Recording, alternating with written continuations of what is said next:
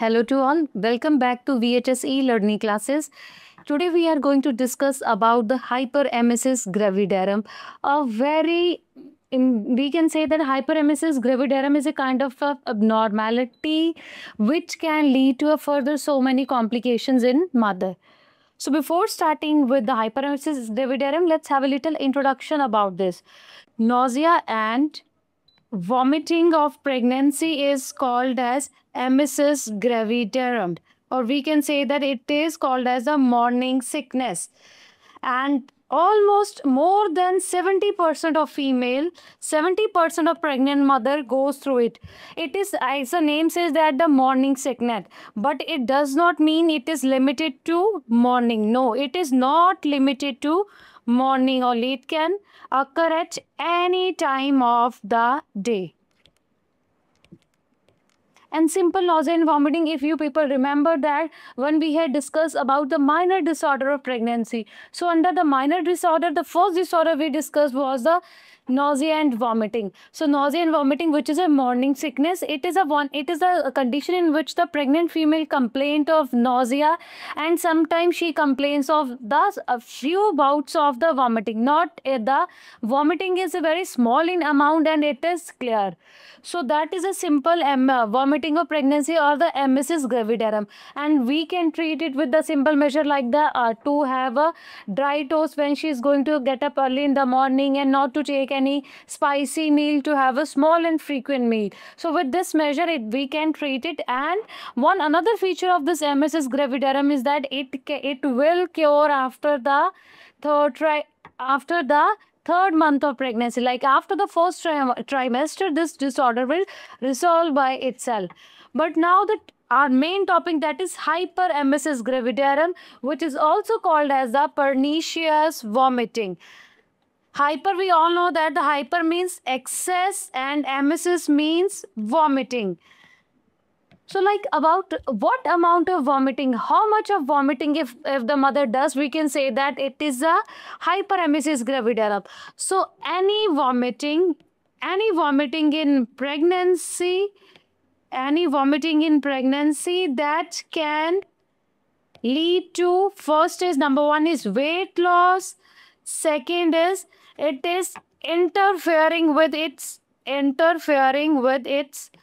day-to-day activities, like she cannot have her oral fluids, she is not able to do her normal routine work. So means it is this, the vomiting is interfered with her day-to-day activities, and it leads to the dehydration.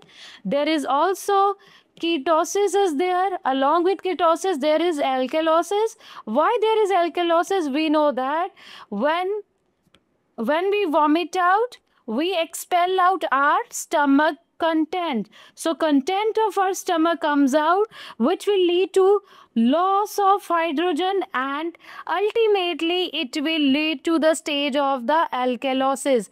And when this vomiting is severe, like there is continuous vomiting, it may lead to the acidosis.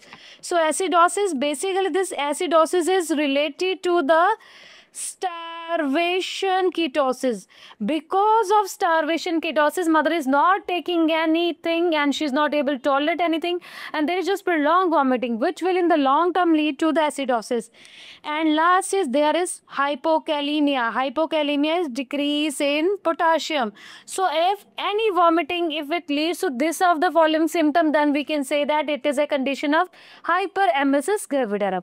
Now moving ahead, let's discuss about the causes of this hyperemesis gravidarum.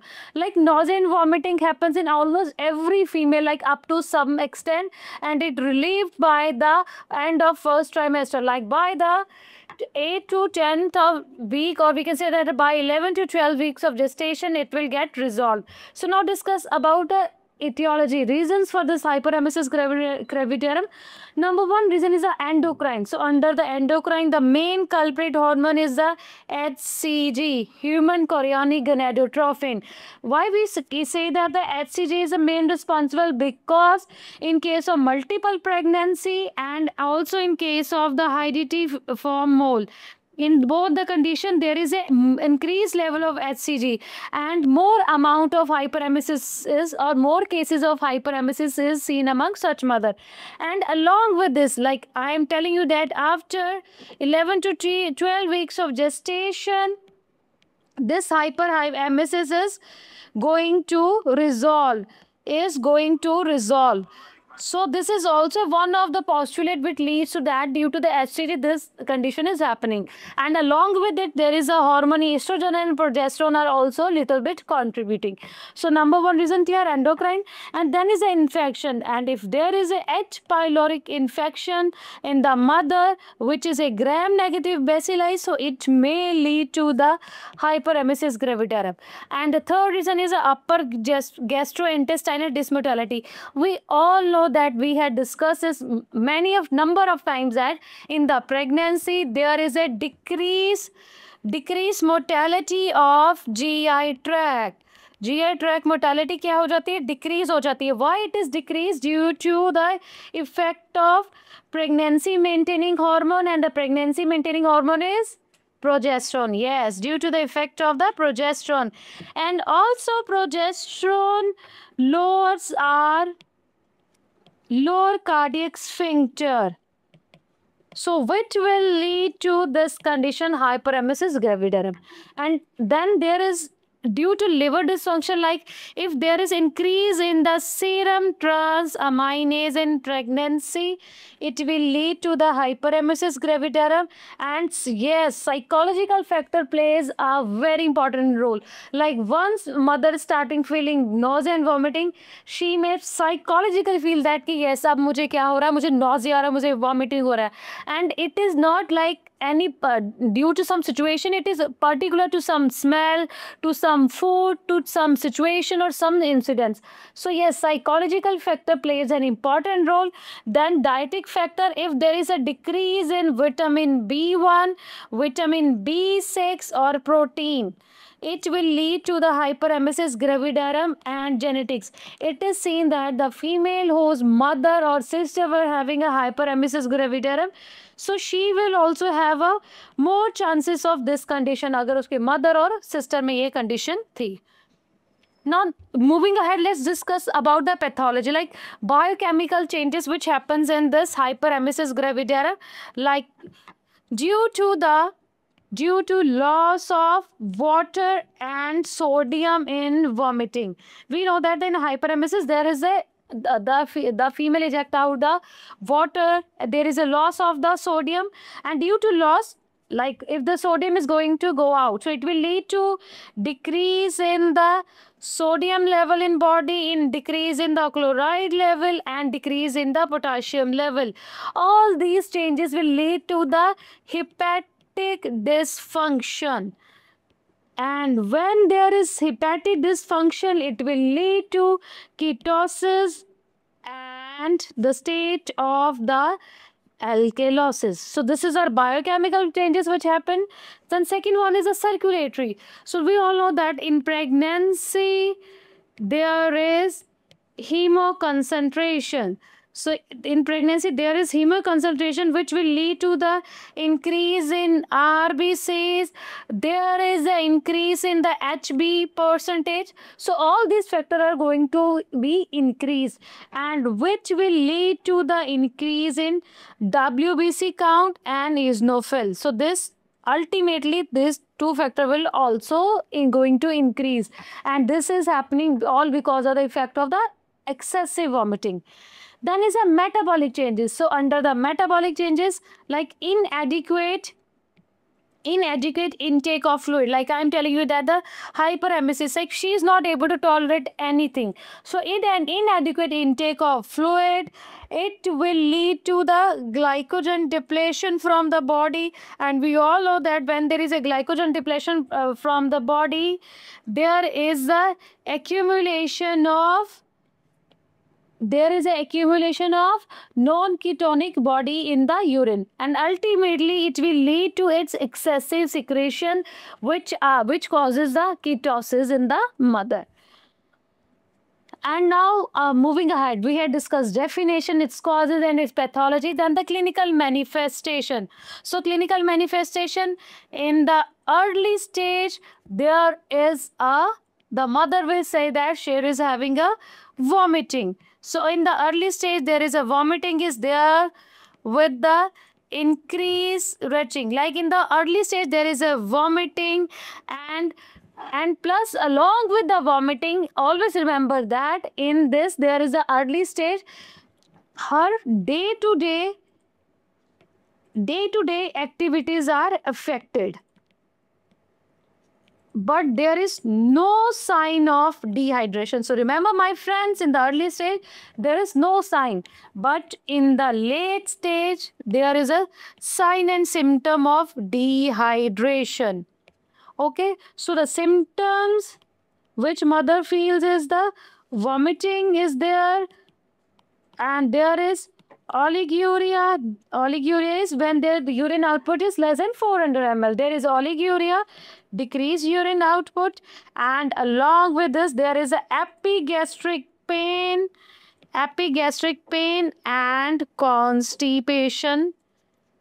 And under the signs of dehydration, sign and symptom of dehydration, you all know that the sign of dehydration is there is a dry coated tongue is there,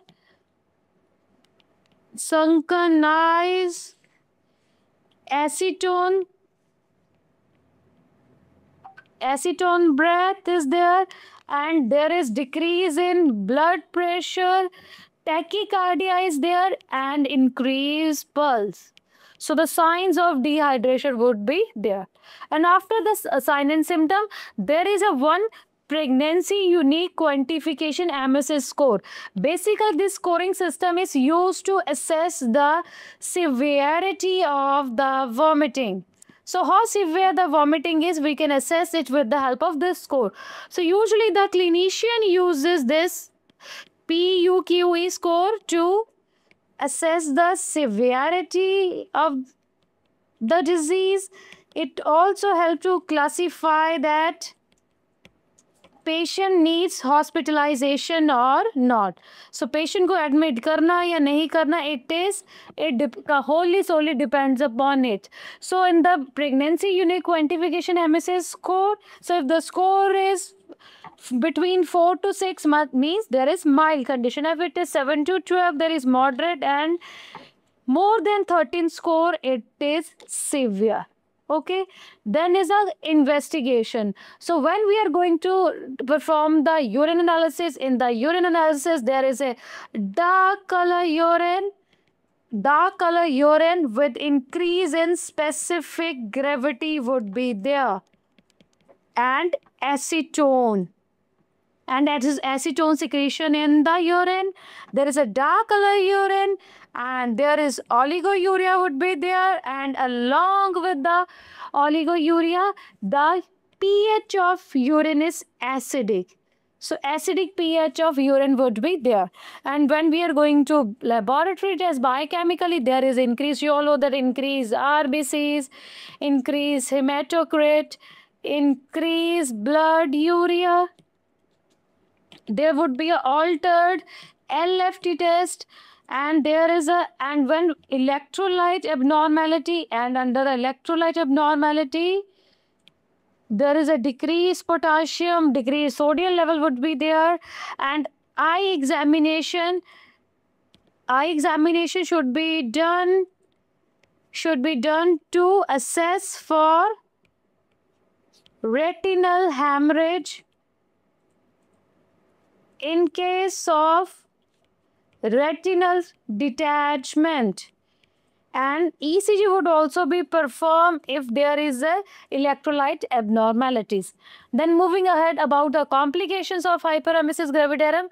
So first is the neurological complication which occur in this condition is, first is the Wernicke's encephalopathy, and this condition also seen in the alcoholic patient. So this condition, it is characterized by ataxia, like incoordinated muscle movement. There is a nystagmus is there, confusion is there, and along with there is short-term memory loss. and it is happening due to the decreased level of the thiamine.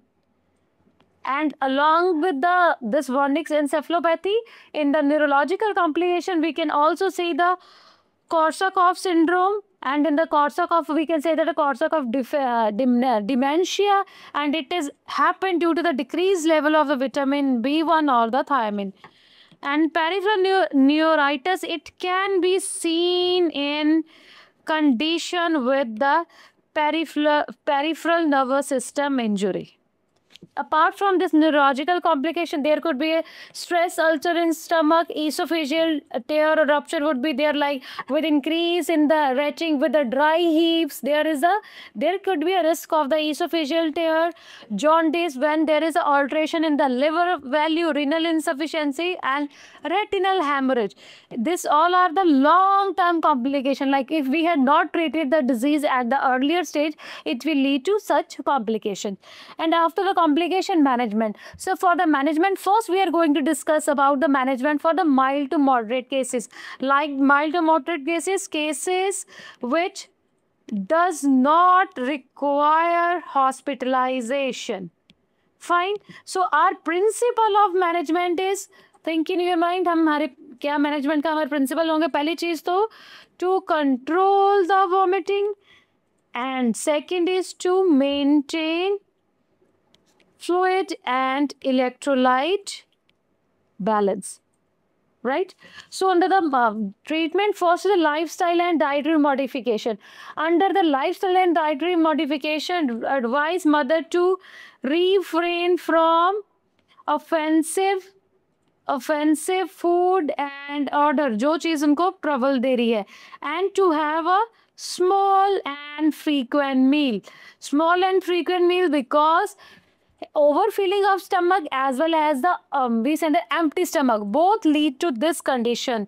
And advise mother to have not to take spicy, fried or acidic food. So these are the, and also advice, very important advice to mother, tell her to take fluids with proper electrolyte in it, and she can also have a lemon solution. So this is first our lifestyle and the dietary modification.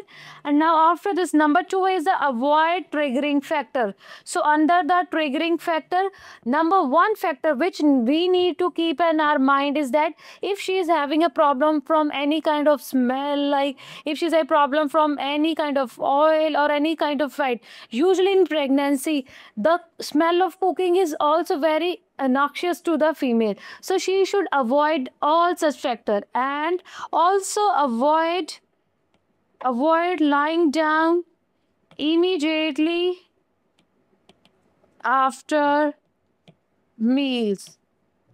Then number 3 is the supportive therapy. Further, we are going to discuss about the supportive therapy. So also remember that reassurance is very, very important in this case. Reassure the mother that this condition is self-limiting and it is not going to harm her child, and eventually it will sort out. And in the mild cases, the medicine which we usually prescribe is a tablet doxynate. It is a combination of doxylamine and pyridoxine. Tell her that there is no complication. She can take this medication very safely. And alternative therapy like the psychotherapy or acupressure can be done in the later on cases.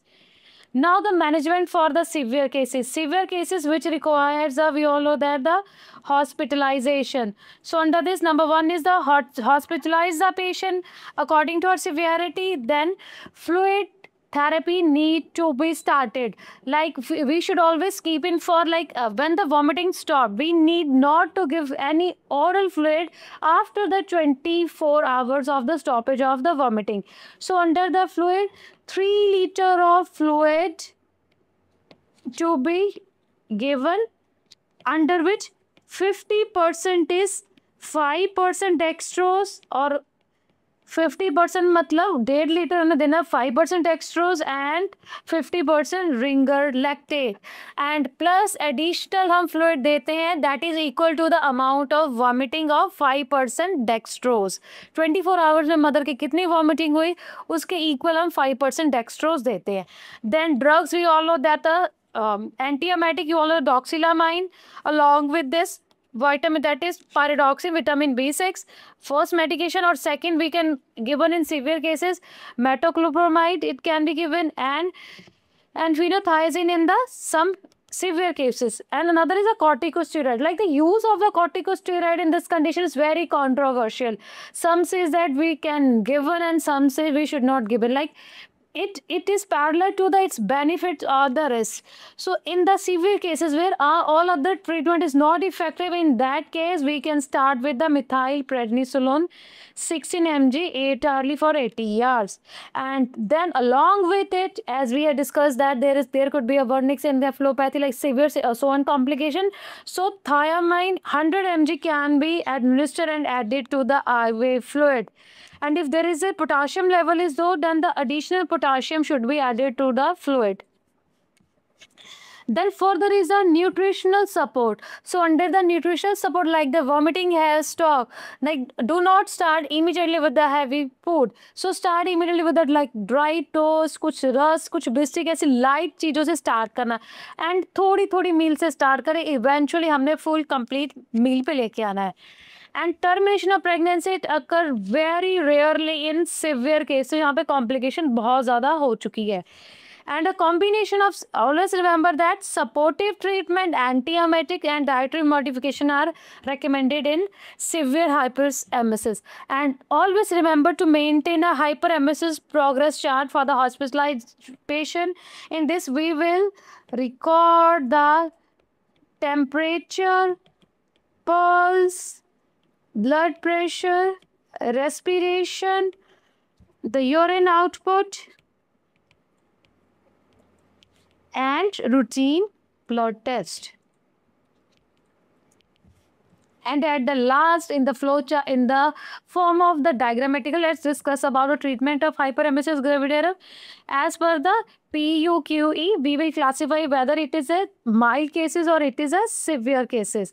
So for the mild cases, we all know the dietary changes, avoid triggering factors, supportive therapy, and medicine. This doxynate is going to be helpful. And for the severe cases, we will do the hospitalization starting with the fluids. For the moderate cases, we'll give this doxylamine and the metoclopramide, and in the severe cases, we'll give this metoclopramide and ondansetron. And then the refractory cases, like the cases are not going to treat, in that case, we are going to start with the corticosteroid. So with this, our hyperemesis gravidarum finished. Thank you so much.